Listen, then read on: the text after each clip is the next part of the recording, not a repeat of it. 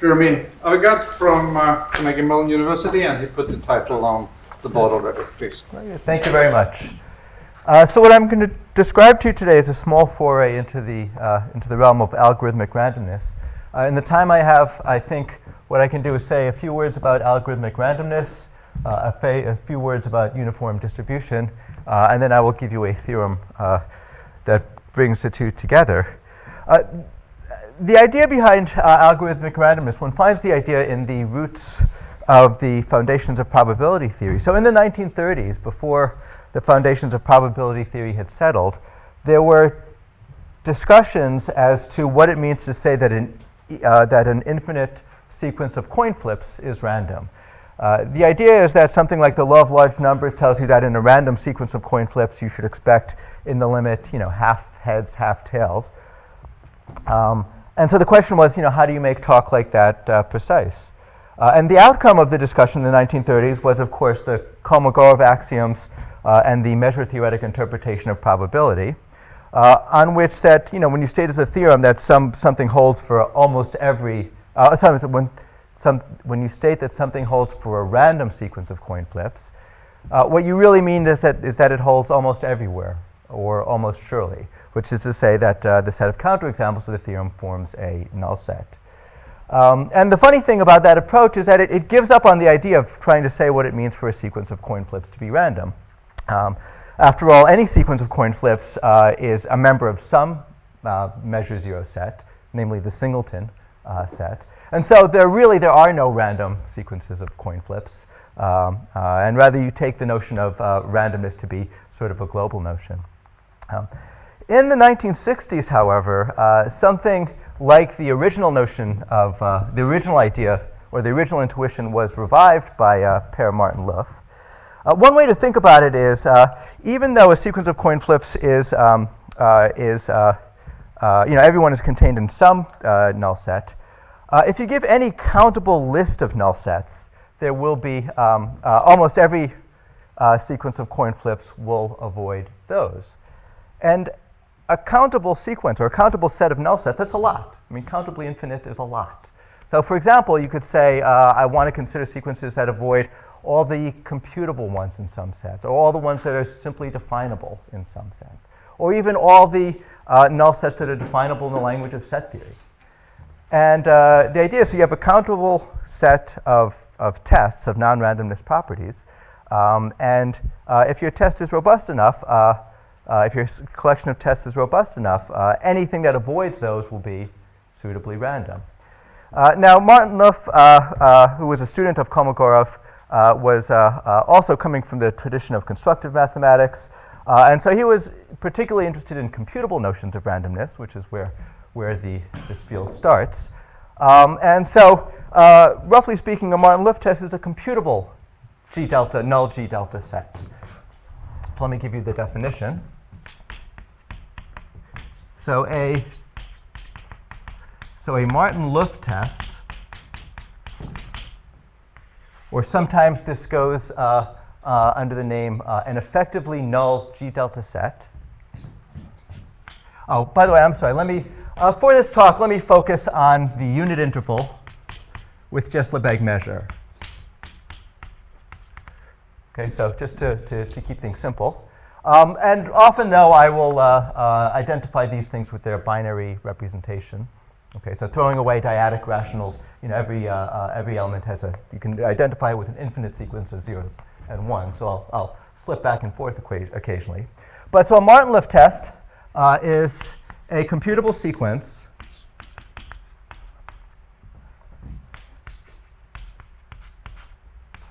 let me call it Bij of open intervals in 0, 1.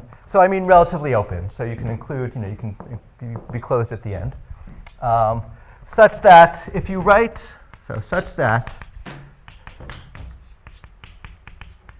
if you write Gi to be the union over J of Bij, so think of Gi as being the ith open set, then for each I, the measure of Gi is less than, say, 1 over 2 to the I. Okay, so it's a G delta set. So the intersection of the GIs is a null G delta set, but it's given to you in an effective way. It's given by a uniform sequence of open sets, and the ith open set, you have an explicit bound on its measure. Okay. And so an element X in 0, 1 fails such a test simply if it's in the intersection of the GI. Okay, so it fails to be random if it's in this explicit null set and passes otherwise. And X is said to be Martin-Luff random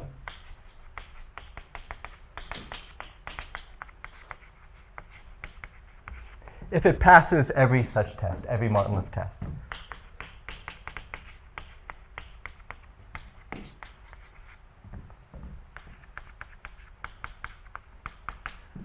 Okay. So because there are only countably many Turing machines, there are only countably many such computable sequences, there are only countably many Martin-Luff tests, and so almost every real number will be Martin-Luff random. Almost every real number will pass every such test. Okay. On the other hand, so for example, any computable element of 0, 1. So if you want to think of any computable sequence of binary digits, any computable sequence of bits, will fail to be Martin-Luff random, because if you can just compute the digits, it's fairly easy to cover them with a sequence of smaller and smaller open sets. Okay. So that's the notion of algorithmic randomness. Later in the talk, I will have occasion to mention Schnorr random reals. So a Schnorr test adds a little bit more of a constraint that, so not only, so, well, let me write it down. So a Schnorr test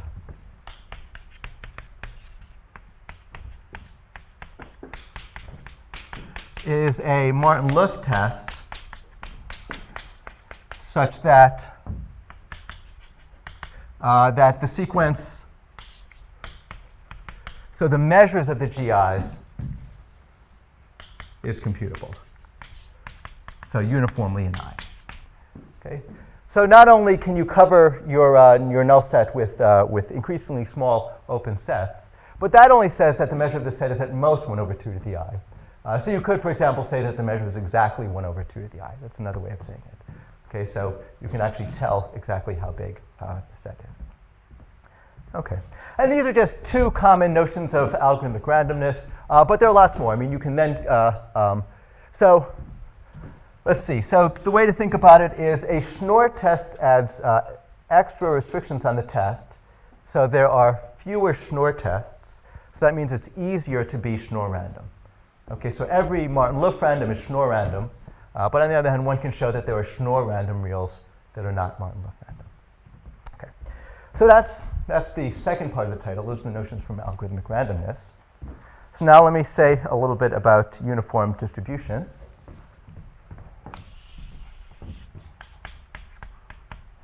So a sequence xn of elements of the unit interval. Well, I should say, let me say of reals more generally, is said to be uniformly distributed modulo 1. So if, when you take these elements modulo 1, roughly speaking, if you take any subinterval, so any interval in 0, 1, and you look in the limit how much time the sequence spends in that subinterval, it takes the amount of time you would expect it to take if the sequence were random, right? Namely, just the measure of the interval. Okay, so let me write that down. So a sequence of elements of R is uniformly distributed modulo 1. So I'll abbreviate it that way.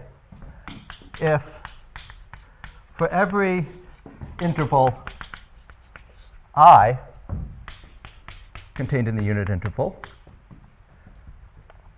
see, if you look at, so for each n, you can look at the set of numbers I less than the n such that xi is in the interval. Right. And you divide by n. So you look at among the first elements of the sequence, how many of them are land in that interval. And if as n approaches to infinity, this approaches the Lebesgue measure of I, so this is just Lebesgue, then the sequence is said to be uniformly distributed modulo 1. Okay, so for each interval in the limit, you look at how much time it spends in the interval, and if it spends the amount of time that it should, then the sequence is uniformly distributed. Would that be modulo 1? Sorry, yes. So let me use this notation for the real number modulo 1, so the fractional part, and yeah. Okay. And let me, so in fact, there are a couple of other equivalent formulations.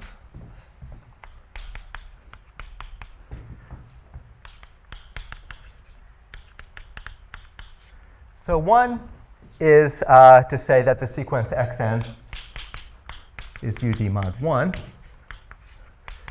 So you can replace your intervals with continuous functions and replace this by the integral. Okay. So 2, let's see. So for every continuous function f,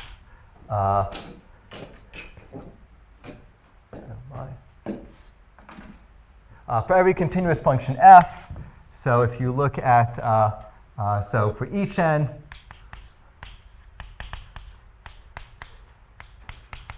let's see, so you evaluate, f defined on the unit interval. So for each n, you evaluate f at the first n points in the sequence, and then you take the average. Then if your sequence is uniformly distributed modulo 1, you're getting a fairly good sampling of the unit interval, and so this should just converge to the integral. Right? And this equivalence is not too hard to show. I mean, you just look at Riemann integration, breaking things up into sums. And it turns out a very useful criteria is due to Weil. It's known as Weil's criterion.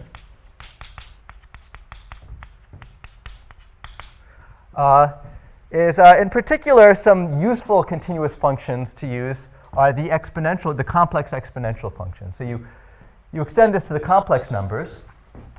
What you say, so for every h not equal to 0, let's see, if you look at, so for every n, j less than n. The problem with using the complex exponential is that I is already taken. So you take e to the 2 pi I h times xj. Okay. And you take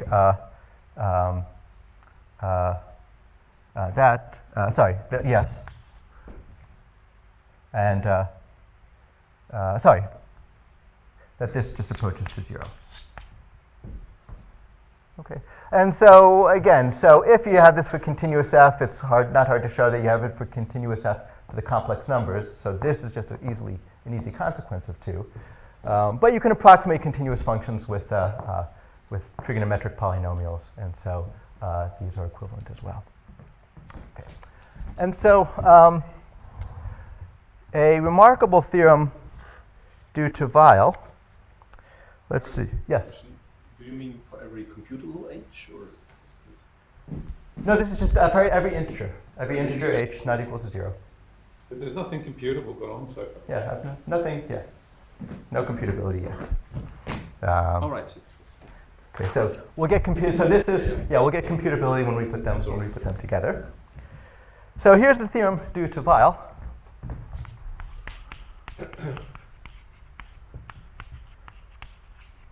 So let an be any sequence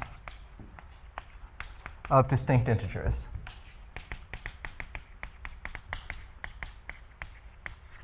Right, so no constraints other than that they're all different. Right.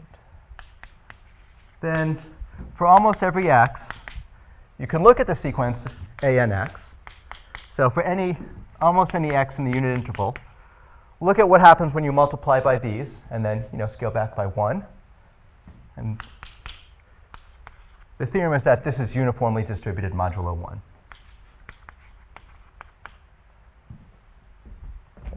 certainly not for every x, but for almost every x in the unit interval, right?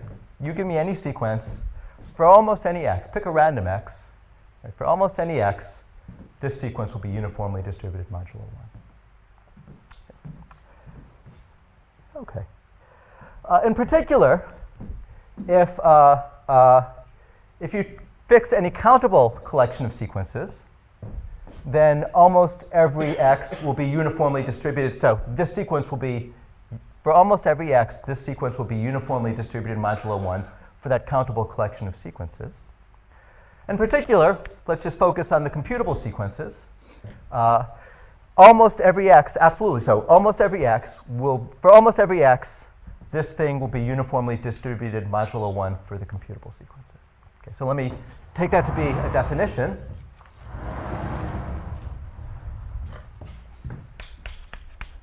So let me say that x is UD random if, well, for every computable sequence AN of distinct integers, ANX is UD modulo 1. Okay. Okay, so this says roughly with a computable sequence of integers, you can't pick up any irregularity in the sequence. And the question I want to ask, and you'll spend the next 10 minutes telling you about, is, so the question is, how random is UD random? Okay, if something is UD random, how random is it? Okay. So let me give you some simple observations to show you that it has, that this is at least some kind of, it seems to have some kind of randomness properties. So what can you do with such a sequence? Well, one thing you can do with such a sequence, so now think of x as being sort of an infinite sequence of binary digits. One thing you can do with such a sequence is you just keep multiplying by 2. Keep scaling it up. Okay? And then look at whether this falls, take your interval to be 0, 1/2, the first half of the unit interval. Okay. So take AN to be the sequence 1, 2, 4, 8, 16. And if here's 0, 1, take I to be this. And so, multiplying by 2 to the n and reducing modulo 1 and asking whether it falls here is asking whether the nth digit is 0 or 1. So in particular, if x is UD modulo 1, then in the limit, right, the number of the relative density of 1s is going to go to 1/2. Okay? And that works for base 2. In fact, it'll work for any base. In fact, more is true. I mean, you can pick your interval as small as you want. So in particular, you can use the interval to look at blocks of bits. Okay. And so if x is UD modulo 1, you can, this implies that in particular, if you look at any finite sequence of zeros and ones and look at where it occurs in the, look at the density with which it occurs in the binary expansion, then that pattern will occur exactly to the density that it's supposed to, so 1/2 to the length. Okay? And that's exactly what it means for a number to be absolutely normal, so to base 2 or to any base. Right? So what this shows is that, so in particular, UD random implies absolutely normal to any base. Okay, so that's not bad. But of course, more than that is true. You don't have to go 1, 2, you don't have to look at the digits. So if here's the digits of your number, you don't have to look at the digits in order. You can use any computable sequence to pick out digits. Right? So you can say, I want that one, and that one, and that one, and that one over there. Right? So if x is UD modulo 1, for any computable subsequence, any computable choices of elements, right? Again, the number of zeros and ones are going to occur with the appropriate frequency. So you can't detect any sort of subsequence that, even in any order, you can't detect any, computably you can't detect any irregularity that way. And similarly, for blocks. So no matter computably how you run all over your number and pick out places to look, any block of digits is going to occur with the frequency you expect it will. Right? And this is just a simple trick of multiplying by powers of some fixed base. But of course, you can use arbitrary sequences. So there are a lot of things that you can do, and that seems to suggest that, at least in some ways, a UD random number looks random. Okay. So here are the theorems, right? So in terms of the question as to how random is, maybe I should leave. I'll go to that board. So in terms of the question of how random is a UD random sequence, there are two ways you can look at it. You can ask what types of randomness properties imply being UD random, and conversely, what does UD randomness imply? So for the first question, so I've told you what it means to be Schnorr random. So here's UD random. So actually, let me just make this a graphical theorem. So if you're Schnorr random,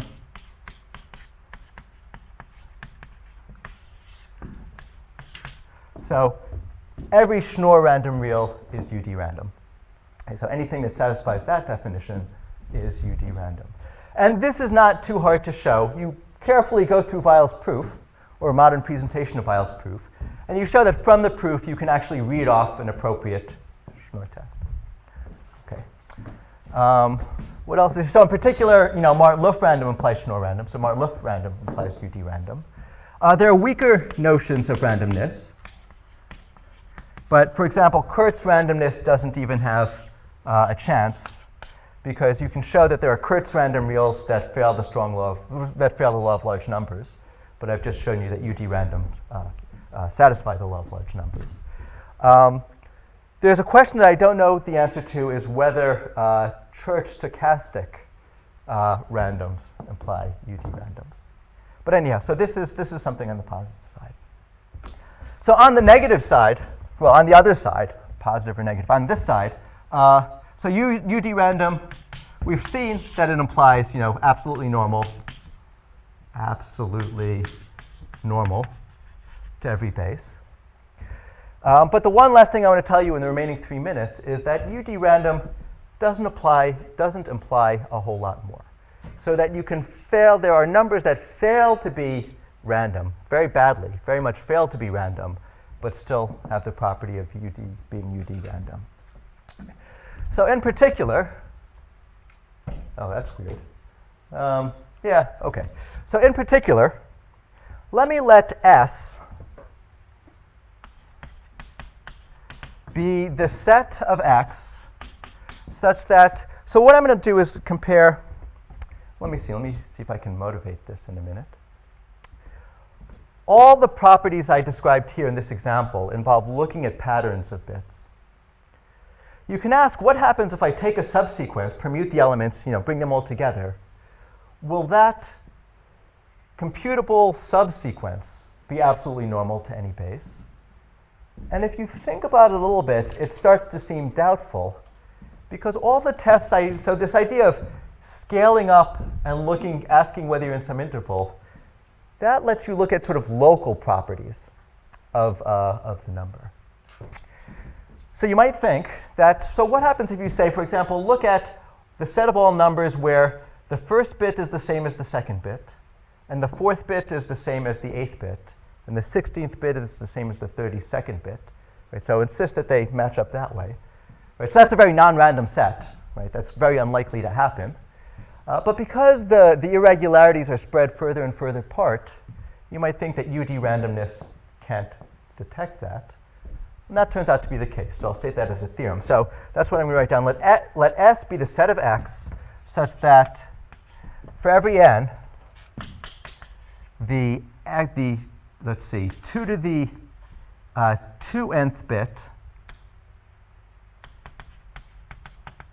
of X is equal to 2 to the 2n plus first bit of X. The set of X such that, as I said, bit 1 is the same as bit 2, and bit 4 is the same as bit 8. So this is a null set. It's a very closed, it's a very simple null set. But the theorem is, well, not only is it the case that there are elements of S that are UD random, but in fact, almost every element of S is UD random. So, almost every X in S is UD random. Okay.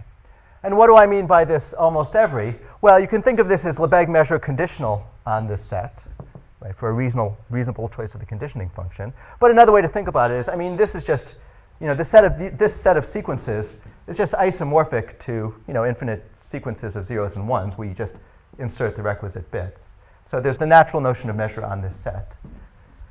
And with respect to that measure, almost every element of S is UD random. Okay. So I better stop in a minute. So let me just say that, let's see. So let me leave you with a question and a comment. So I mentioned that I don't know whether Church stochastic implies UD random.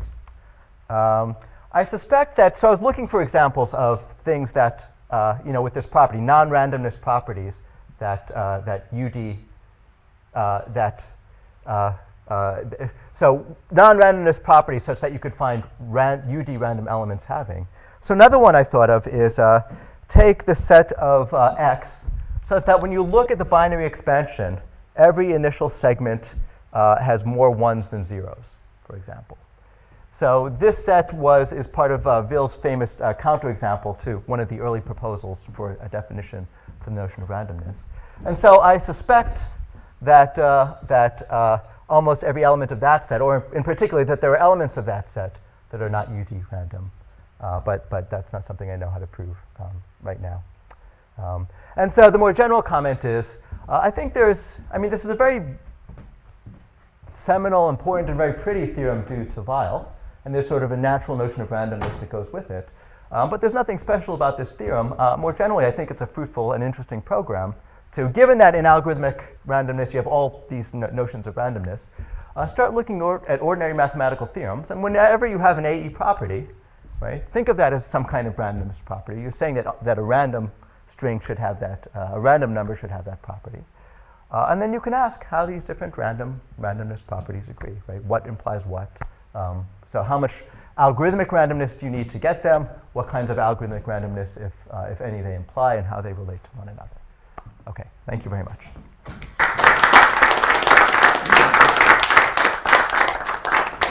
Are there questions or comments? So just one quick comment.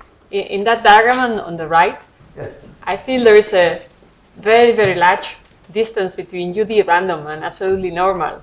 Yeah. So this is right. So this is a very weak. So you're saying. This is like ages of. Yeah. So you think that. So I've shown you that there are some very non-random. There are some very simple random properties that it fails to imply. You think that there might be other interesting consequences of UD random? No. What I'm suggesting is that maybe you would like to think of stronger properties that you can derive. Absolute normality is something that you derive from very, very weak notions of randomness. So. Yeah. I take this result to say that UD randomness really isn't a notion of randomness. It's not a natural one. So in particular, it means that you can take a computable permutation of the bits. Take UD random and permute the bits computably, and the result is not UD random. So in a sense, it's sort of a negative result, and it shows that this isn't a very natural notion of randomness, but it is very weak.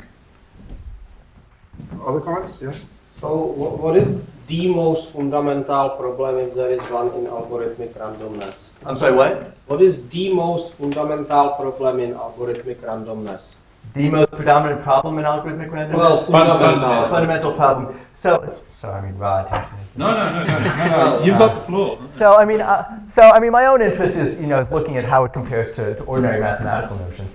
There's a lot that goes on internally in terms of what can you compute relative to a random thing, and what can't you compute, and so the kind of thing that recursion theorists do to sort of compute. Thinking of randomness as kind of measuring the information or lack of information in a string.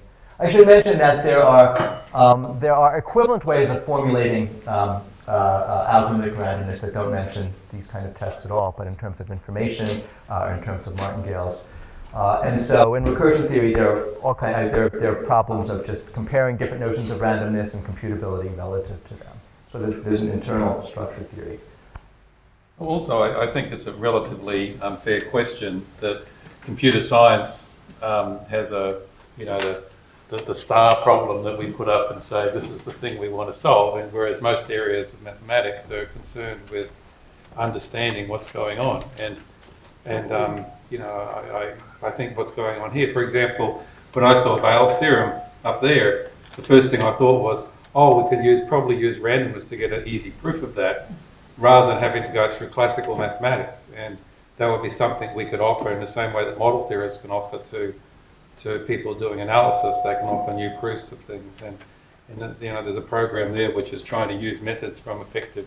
And actually, the program, funnily enough, goes back to Martin, to Schnorr, to use methods of effective randomness to prove classical theorems. And you could probably, I bet you could use effective randomness to prove Bayes' theorem without doing analysis. And you can also phrase these kind of questions when you want an answer, like what is the big question? So, for instance, a good way to say it is we try to understand as closely as possible the trade-off between how hard it is to obtain randomness and how useful is this randomness.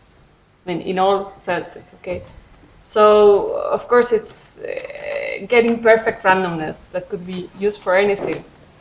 It could be very complicated, very complex in many senses. So this is like the big question. May I Okay, so you I think define. we should get ready for the next talk. Thank you again. Thank you.